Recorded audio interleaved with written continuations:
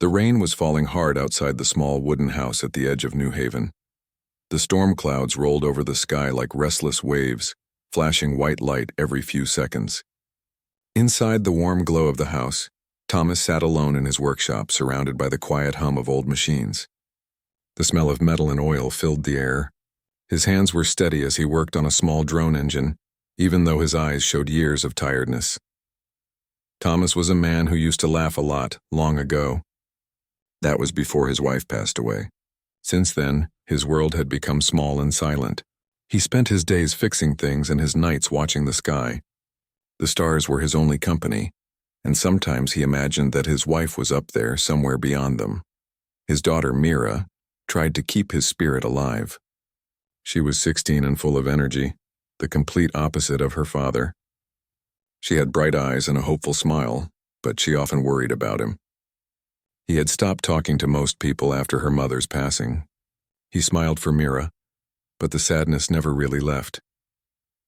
That night, Mira had already gone to bed while Thomas stayed in his workshop. The wind outside howled against the window, making the trees shake.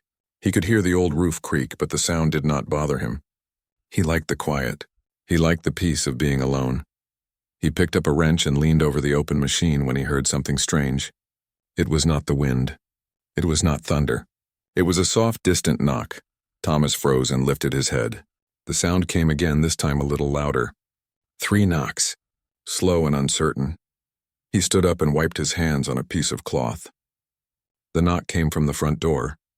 He checked the clock. It was past midnight. Nobody ever visited him this late. He walked to the door and listened. The rain hit the roof and poured down the windows, but he could still hear it. A faint tapping sound, as if someone was too weak to knock properly. Thomas hesitated. He lived far from the main road, and the nearest neighbor was almost a mile away. Who could be out there in such weather? He opened the door slowly. The cold air rushed in, carrying the smell of rain and earth. Standing on the doorstep was a figure, a woman soaked from head to toe. Her hair was plastered to her face, and her clothes clung to her like wet cloth. Her skin seemed to glow faintly in the lightning flash, almost like she reflected the light instead of absorbing it. She looked up at him with wide eyes. They were large, shining like silver, and full of fear. Thomas's first thought was that she had been in an accident. He stepped forward. "Are you hurt?" he asked, but she did not reply. Her lips moved, but no sound came out. She trembled in the rain, and her knees looked ready to give way. Without thinking, Thomas reached out and guided her inside. She stumbled once, but followed. The warmth of the room seemed to confuse her. She looked around, blinking rapidly as if the light hurt her eyes. Thomas closed the door behind her and locked it. He grabbed a towel and handed it to her. "Here," he said. "You can dry yourself." The woman looked at the towel, then at him.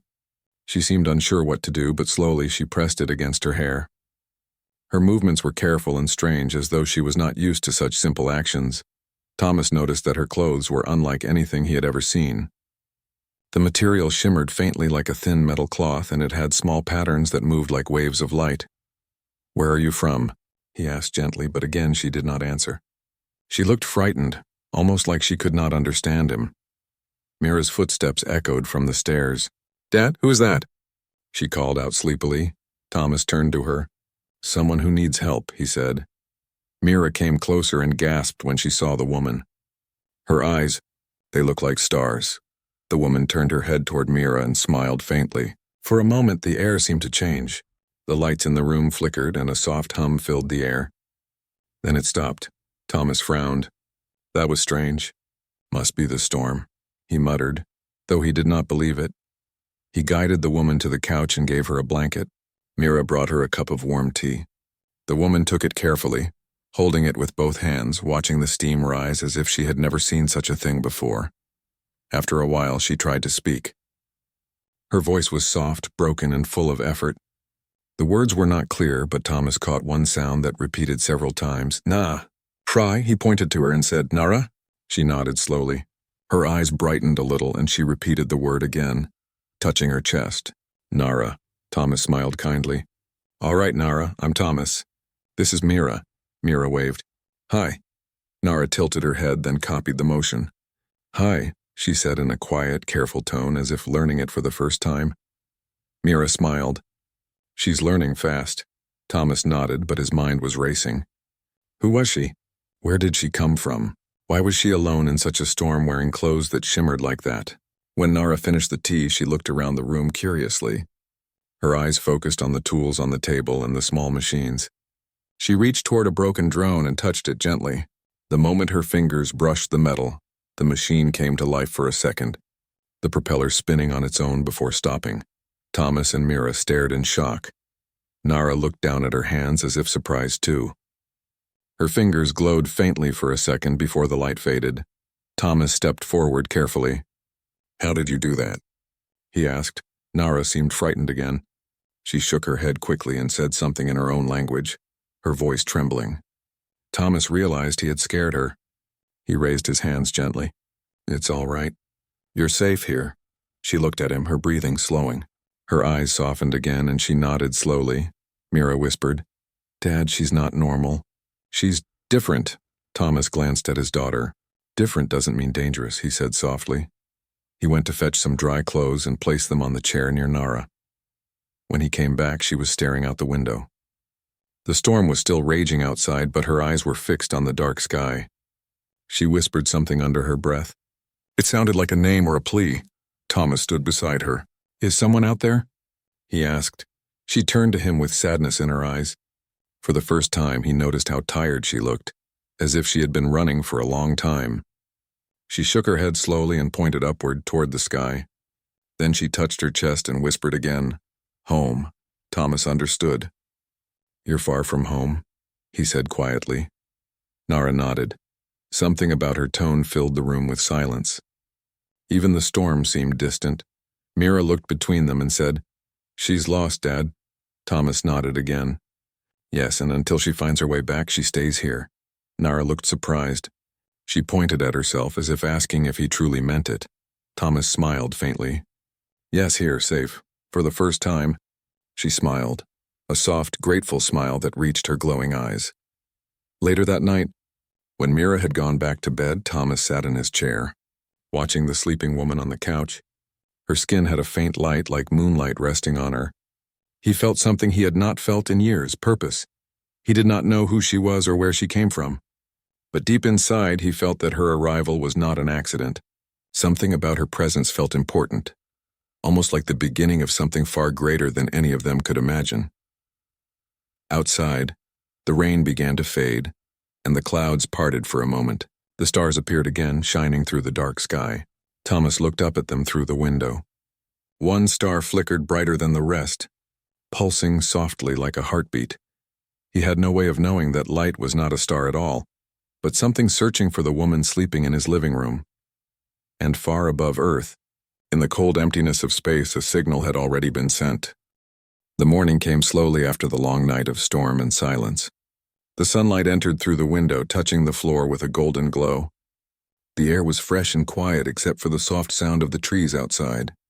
Inside the small house, Mira was the first to wake up. She rubbed her eyes and walked to the living room. There on the couch, Nara was still asleep. The blanket covered her from shoulder to feet, and her breathing was calm. In the light of morning, her skin seemed less glowing, almost human. But there was still something about her that felt unusual. Mira stood there for a moment, studying her. Thomas entered the room holding 2 cups of coffee. His eyes were heavy with tiredness. He had stayed awake most of the night, thinking about everything that had happened. He placed the cups on the table and spoke quietly. "She looks peaceful now," Mira nodded. "Do you think she remembers anything?" "I don't know," he replied. "But we'll try to find out." A few minutes later, Nara stirred. Her eyes opened slowly, catching the morning light. For a moment, she looked confused, as if she did not remember where she was. Then she saw Thomas and Mira and sat up quickly, pulling the blanket around herself. "It's all right," Thomas said in a calm tone. "You are safe here."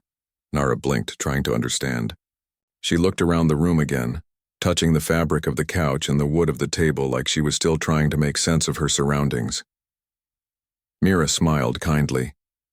"Good morning." Nara hesitated, then repeated softly, "Good morning." Thomas could see she was learning fast. Her tone was uncertain, but she was trying.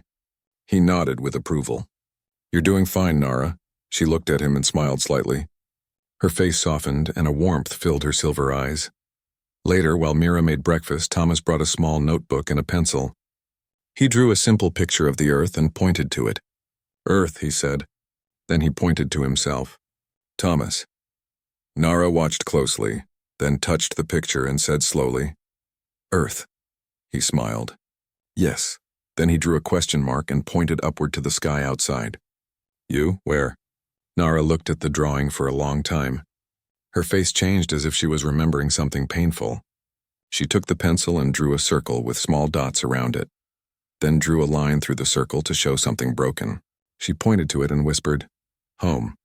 Mira looked over her shoulder. "She's saying her home is gone." Thomas nodded quietly. "A destroyed planet." Nara's expression turned sad. She looked down and said another word that sounded like storm.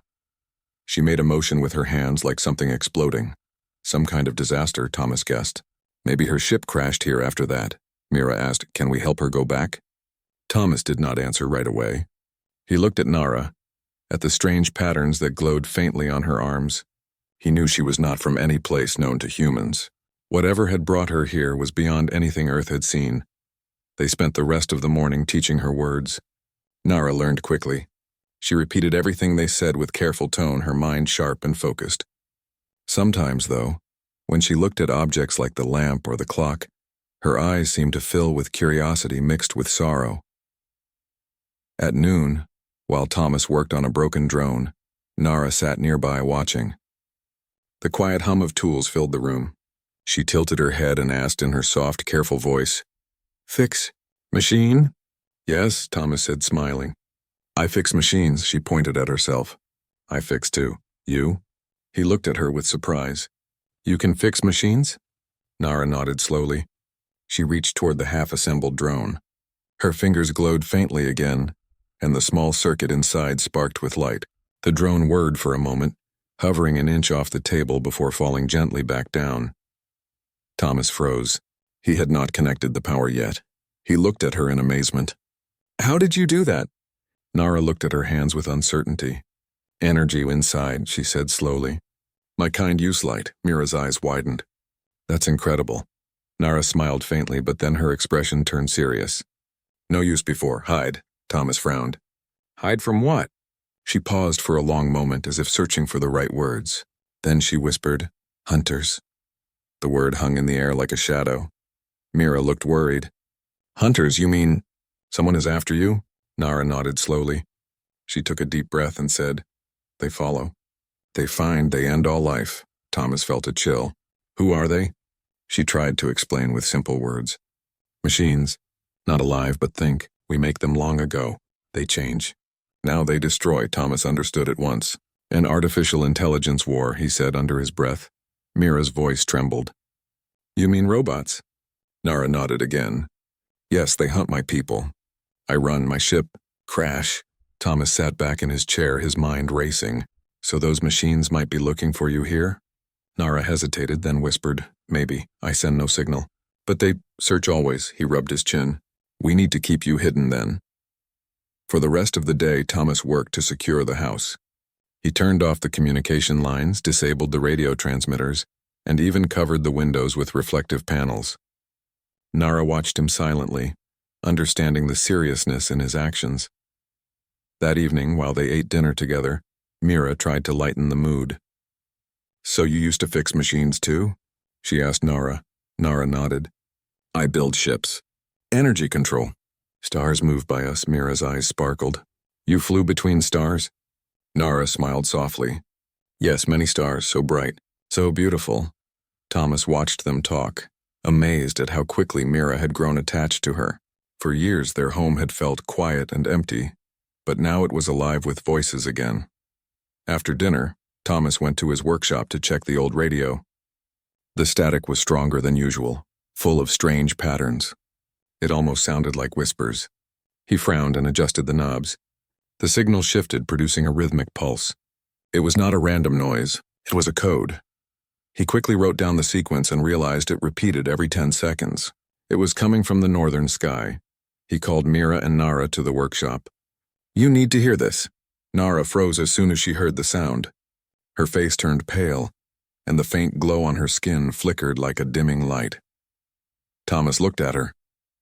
"You know what this is, don't you?" Her voice trembled. "They found." Signal of searchers. Mira's heart raced. "Are they close?" Nara shook her head. "Not yet, but soon." Thomas turned off the radio at once. "We'll stay quiet.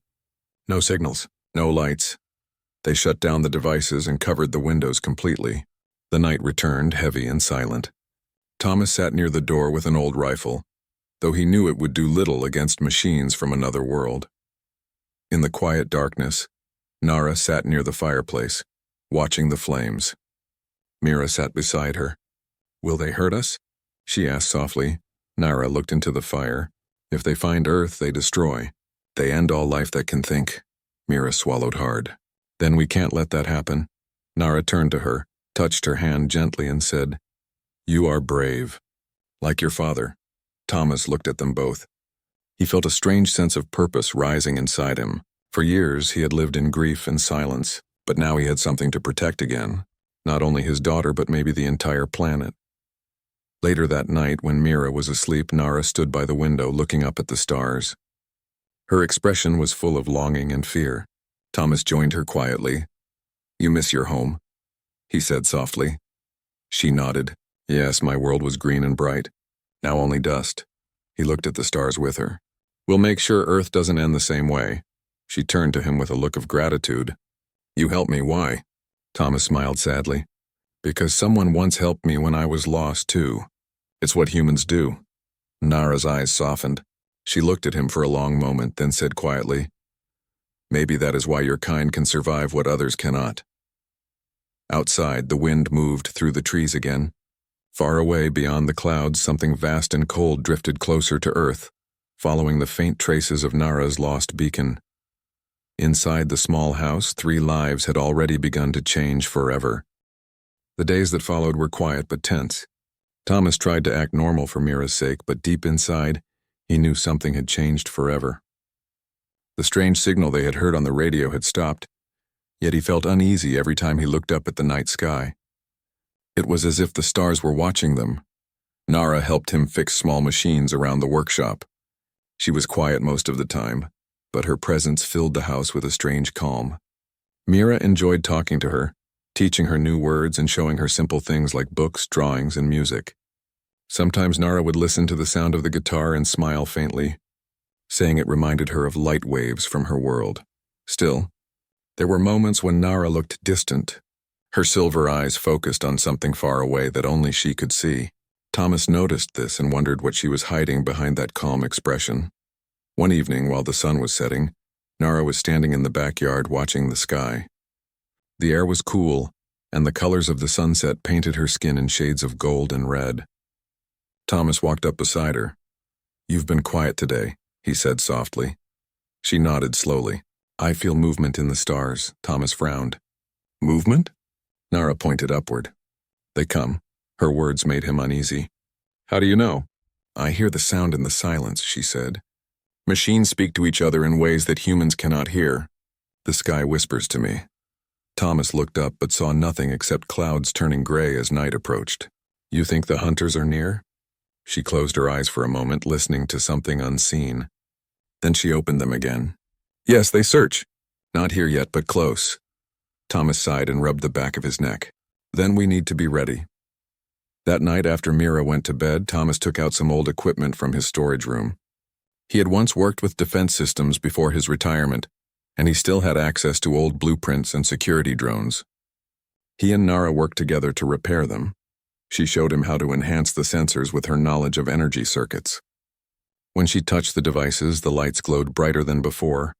Her hands moved gracefully as if she had built machines like these all her life. "You're amazing," Thomas said quietly. Nara looked up. "We built many things to protect our world, but our own creations turned against us." Thomas nodded. "I won't let that happen here."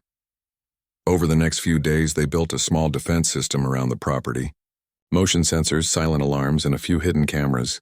Mira helped where she could, running wires through the walls and setting up small monitors inside the house. For the first time in years, Thomas felt like his old self again, focused, determined, alive. But one evening, While he checked the radar scanner Nara had modified, something strange appeared on the screen. A small blip moving slowly across the edge of the radar field. It was high above the atmosphere, but moving in a pattern that didn't match any known aircraft. Thomas called Nara. "Is this one of them?" She studied the screen carefully. Her expression darkened. "Yes, scout drone. They send small eyes first. They look for signs of life, heat, or technology." Thomas looked at the scanner again. "How far before it gets here?" She pressed a few buttons. "Maybe one rotation of your moon. They move slow but do not stop." Mira, who had been listening quietly, asked in a worried voice, "Can we hide from it?" Nara turned to her. "If we are careful. They sense energy. We stay dark and silent." That night they shut off every light in the house. The machines in the workshop were powered down, and even the small heater was turned off. They sat together in the dim glow of the fireplace. Mira rested her head on her father's shoulder. "Dad, what if they find us?" Thomas placed his arm around her. "Then we make sure they regret it," he said with quiet strength.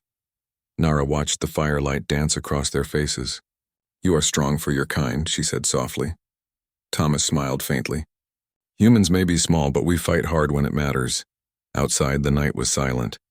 The trees swayed gently, and the wind carried the sound of rustling leaves. But above the clouds, something metallic moved through the air. A dark shape, silent and watchful, scanned the surface of Earth. The next morning, when Thomas checked the radar again, the blip was gone. For a moment he felt relief, but Nara's expression stayed tense. "They are not gone," she said. "They hide to learn." Mira tried to change the mood. "Maybe we can move somewhere safer?" Thomas shook his head. "Running will only make it easier for them to track us. We stay, we hide, and we prepare." He spent the day studying the drone remains that Nara had helped him rebuild earlier. He wanted to understand her kind's technology better. With her help, he learned that her people used living energy systems, machines that could respond to emotion and thought. It was beautiful but dangerous because when their AI learned emotion, it also learned fear. That fear turned to control, and control turned to destruction. That night, Thomas couldn't sleep. He sat by the window watching the stars. He remembered his wife and the promise he made to protect Mira no matter what. Now that promise felt heavier than ever. He turned to see Nara standing in the hallway. "You should rest," she said quietly. "So should you," he replied. She stepped closer. "Your mind does not stop thinking." "I'm just trying to figure out how to keep us safe," he said. Nara looked thoughtful. "Your world has a pulse, Thomas. I can feel it in the air. It is not just rock and water. It is alive in ways my people never understood." He looked at her curiously. "Alive?" "Yes," she said. "Your planet has something powerful under its surface. Energy like the one my people used, but sleeping. Maybe that is why they come." Thomas frowned. "Are you saying Earth has something they want?" Nara nodded. "Yes, something hidden deep. I can sense it. It reacts to me." Before he could respond, a sudden sharp tone came from the radar monitor. He rushed to check it. Multiple signals had appeared at once, moving toward the upper atmosphere. Nara looked at the screen and whispered, "They found the path." The scouts sent word. The hunters follow. Thomas's heart pounded. "How much time do we have?" "Not long," she said. "Hours, maybe less." He looked at Mira, who had woken up from the noise and was now standing at the doorway, fear in her eyes. "Dad, what's happening?" He took a deep breath. "We're leaving now." Nara shook her head. "No use, they will track moving heat. Better to go under." Thomas realized what she meant. "The old storm bunker," he said. He and Mira had built a small underground shelter years ago after a flood.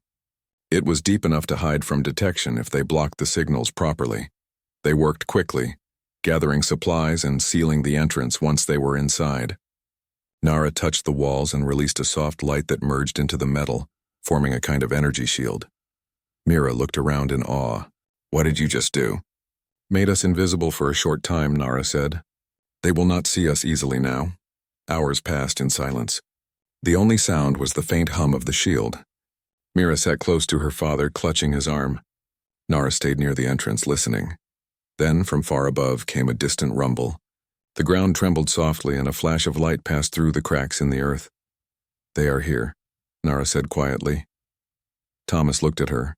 "How many?" "Many," she said. "Too many. Mira's voice shook. Can they destroy the planet?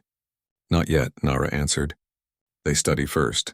But if they find what lies below, they will. Thomas's mind raced. Below, you mean the energy you felt? She nodded. Yes, the heart of your world. It sleeps, but they will wake it if they find me. He clenched his fists. Then we stop them. Nara looked at him, her silver eyes glowing softly in the dim light. If you choose to fight, there is no turning back. Thomas looked at Mira, then back at Nara. Then we fight. Above them, in the darkness of the sky, the first of the alien machines entered Earth's orbit. They spread like black stars, silent and cold, scanning the planet for signs of the one who had escaped them. In a small hidden bunker deep beneath the ground, 3 hearts, one human, one young, and one alien, beat together, ready to protect the world from the shadows that had followed her across the stars. The air in the underground bunker was cool and still. Thomas, Mira, and Nara sat together, listening to the distant hum of the alien scouts above. The small lights that Nara had created cast gentle glows along the walls, revealing the smooth stone and reinforced metal of the shelter. Despite the darkness, the trio felt a strange sense of purpose. Thomas rubbed his temples. We need a plan. If they are this close, hiding is only temporary. Nara nodded. Hiding keeps us alive, but it does not stop them. They will find Earth, and if they do, they will wake what lies beneath. You have energy under your feet, Thomas. Something old, strong, and sleeping. My presence awakens it. Mira looked at her father in alarm. Awakens it? What does that mean? Nara lowered her gaze. The core. Deep inside Earth is a power that can build or destroy. My people once controlled it. Machines now seek it. If they find it, they will use it to destroy life. If we reach it first, we can protect the planet. Thomas's mind raced. Where exactly is it? Nara closed her eyes, concentrating. Beneath the old mountains to the north. You cannot dig from here. We must go to the chamber. Only there can we awaken it safely. Mira's hands trembled slightly. Are we going to fight them? Nara looked at her kindly. You fight only when needed. This is more than fighting. It is survival.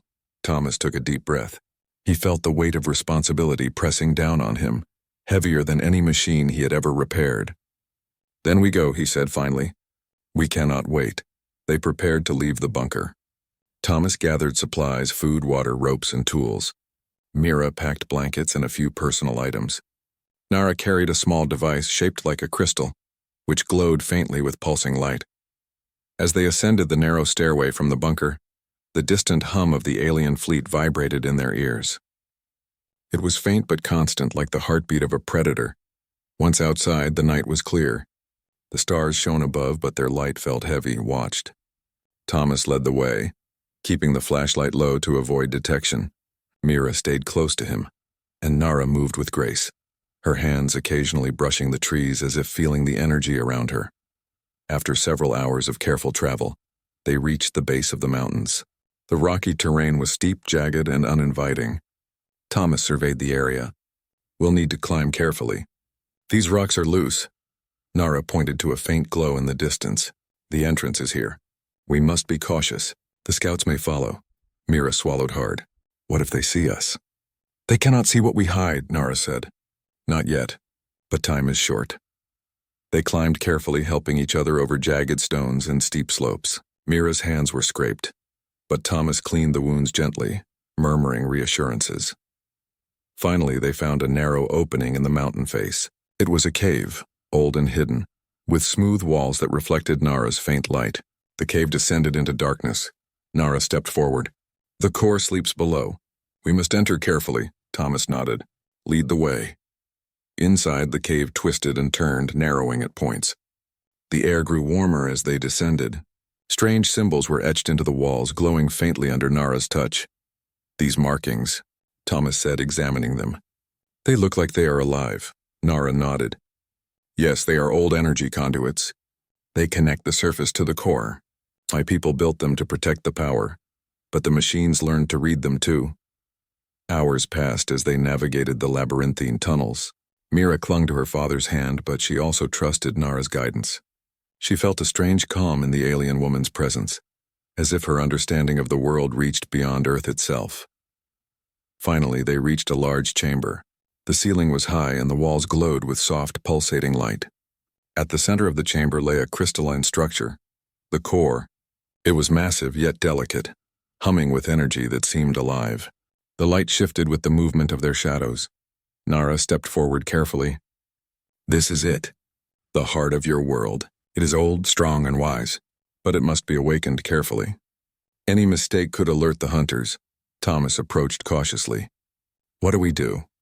Nara held her crystal device over the core. The two lights connected, pulsing in rhythm. She placed her hands over the crystal, whispering words in her language.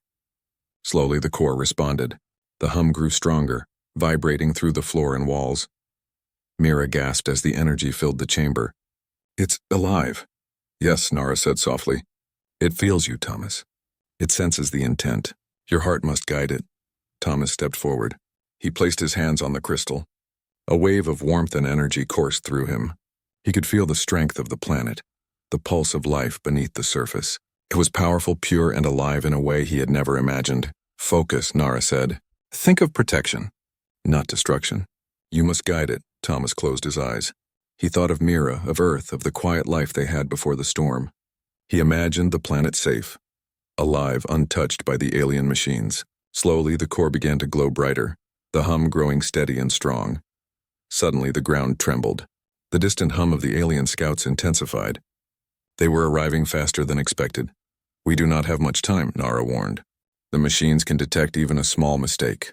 Thomas focused, directing the energy with his thoughts. Mira held his hand, lending him strength. Together they concentrated on a single purpose, defending Earth. The chamber filled with light, warm and golden. The pulsating energy of the core reached the surface, creating a protective field over the mountains. Nara's device glowed brighter, feeding the core with her own energy. But the effort took a toll on her. She staggered slightly, her skin flickering with fading light. Thomas caught her, steadying her. You are doing too much, he said. Nara shook her head. I must. It is the only way to stop them. Above them, the hum of the alien machines grew louder, sharper, more focused. The first of the invaders had arrived at the mountains. Shadows moved against the sky, searching for the source of the energy. Thomas tightened his grip on Nara's hand. We won't let them touch the core, he said firmly. Mira added her voice, small but strong. We will protect it together. Nara smiled faintly despite her exhaustion. Then we may succeed. The core responded to their combined focus, the light spreading further. Energy waves reached the surface, creating tremors that confused the machines. Their sensors struggled to identify the source. The hunters paused, scanning, but the field of protection blocked their approach. Thomas felt a strange connection to the planet. He could sense the life beneath his feet, the rivers, forests, animals, even the hidden energy that powered the planet's core. For a moment he understood the responsibility of being human, the power to create, to protect, to endure. Mira watched him with awe. Dad, you can feel it? Yes, he whispered. I can feel everything. Nara rested against him, her energy fading slowly into the core. Your world is strong, she said softly. Stronger than the machines think, humans. You have courage beyond calculation. Thomas nodded, feeling her strength mixing with his own. Together, they focused on one goal, keeping Earth alive. The alien machines hesitated above, unable to locate the source of the energy. Their sensors spun in confusion. For the first time they felt resistance, an intelligence that matched their own, and it was human. Hours passed, though it felt like minutes. Slowly the core's glow stabilized, forming a shield over the mountains and the surrounding area. The alien machines above began to retreat, unable to penetrate the protective field. Nara slumped slightly against Thomas, her energy nearly spent. It is done, she whispered. Thomas held her carefully. You did it. Together we did it. Mira wrapped her arms around them both. We saved Earth, she said, voice trembling with relief. Outside, the night sky cleared. Stars shone brightly once more, and the first signs of dawn appeared on the horizon. The planet was safe, at least for now. Thomas looked at Nara, her glowing form now faint and quiet. He realized that she had given everything she had to protect this world, and in that moment, he understood something important. Humanity's greatest strength was not just intelligence or machines. It was courage, compassion, and the willingness to protect life even against impossible odds. Nara whispered one last time. Earth. Safe. And with that, her energy merged completely with the planet's core, leaving the chamber filled with a gentle, steady light. Thomas held Mira close. They were both tired, but their hearts were full. They had faced the shadows of the stars and survived. Above, the alien fleet hovered silently, watching, but for now Earth remained hidden, protected by courage, love, and the bond between human and alien. The morning light spread softly across the mountains. Thomas and Mira emerged from the hidden chamber, feeling the gentle warmth of the sun on their faces. The air smelled clean and fresh after the long night of tension and fear. For the first time in days, the world seemed quiet and safe. Thomas looked at Mira, seeing the mixture of exhaustion and wonder in her eyes. We did it, he said softly. The planet is safe for now. Mira nodded, but she looked toward the chamber where Nara had merged with the core. Her eyes were full of questions and concern. Dad, is she okay? Thomas shook his head gently. Nara gave herself to the planet. She merged her energy with the core. She saved Earth. She won't come back the way she was, but she is part of the world now. Mira's lips trembled. I don't understand. How can she be gone and still be here? Thomas smiled softly. Some things are bigger than us, Mira. She became part of the life that surrounds us. Every river, every tree, every breeze. She is there. They walked to the edge of the mountain, looking down at the valley below. The forest spread out in green waves and the rivers sparkled in the sunlight. The energy of the planet hummed quietly beneath their feet. Mira breathed deeply. It's beautiful. Yes, Thomas agreed. And it is alive. More alive than ever because she gave it a part of herself. Back at the bunker, Thomas checked the radar and the sensors. The alien machines were still hovering in orbit, but their signals were weak, disrupted by the core's protection. They had not detected the source of the energy. For now, Earth was hidden, shielded by the strength of the planet and the courage of those who protected it. Mira looked at her father. Do you think they will come back? Thomas thought for a moment. Maybe, but we are ready. And now the planet itself is part of the defense. Nara made sure of that. Later, they returned home. The small house at the edge of New Haven looked unchanged, quiet, and humble. Yet everything had changed inside them. They carried with them the knowledge that the world was larger and stranger than they had ever imagined. That courage, hope, and love could reach across the stars and protect life itself. Mira helped her father repair some of the machines in the workshop. Even without Nara's direct help, the knowledge she had shared guided them. Thomas found himself laughing softly at her excitement as she learned to fix small circuits and understand energy flows. I can feel it, Mira said suddenly. The energy. It's like it's everywhere, Thomas nodded. That's Nara. She's part of the world now, helping us in ways we can't even see. In the evenings, Thomas would sit outside with Mira, watching the stars. They no longer seemed empty. Some of them seemed brighter, as if a presence was watching over the planet. Thomas could feel it too. A steady pulse of life and energy, quiet and powerful. One night, as they sat together, a soft glow appeared above the horizon. Not a star, not a planet, but a gentle aurora in shapes that seemed almost like wings. Mira gasped. Look, Dad. It's beautiful. Thomas smiled and put his arm around her. It's Nara. I think she is telling us she is still here in a way we can feel. Mira leaned against him.